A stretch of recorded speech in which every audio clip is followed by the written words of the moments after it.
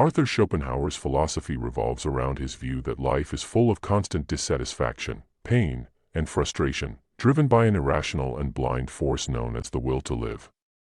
Schopenhauer believed that human nature is enslaved to this force, leading to endless desires and ongoing dissatisfaction.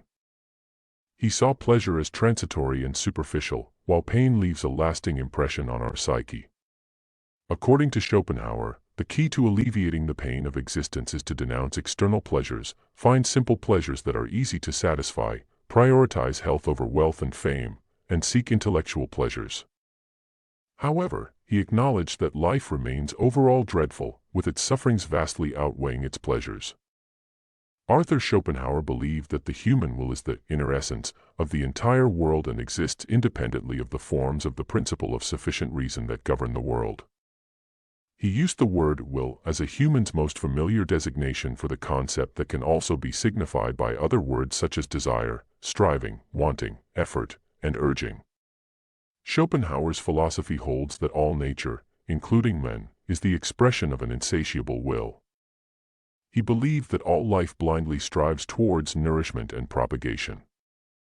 Schopenhauer's philosophy is often associated with pessimism and the idea that humans are condemned to a life of misery, pain, and suffering. He believed that life was marked by constant dissatisfaction and that fleeting moments of pleasure were ultimately outweighed by overall pain and frustration, a viewpoint many consider valid.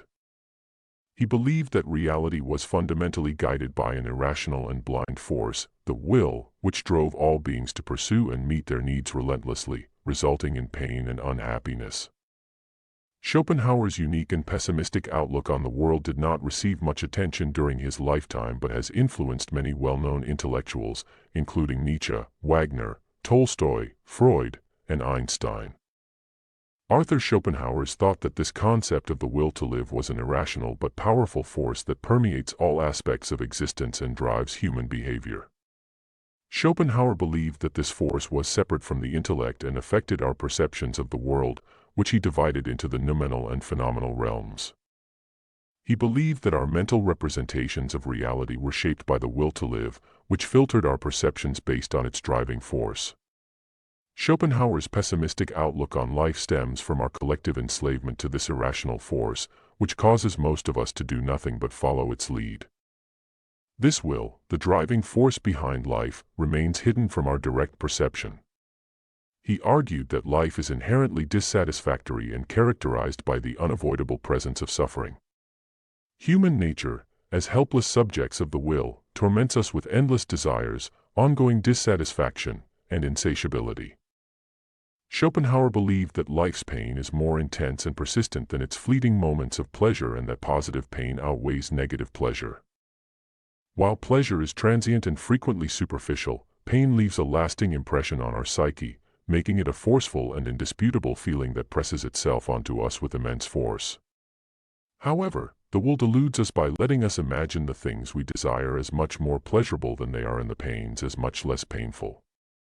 Schopenhauer suggests setting up our lives in a way that minimizes pain as much as possible by denouncing external pleasures, finding simple pleasures that are easy to satisfy, and prioritizing health over wealth and fame.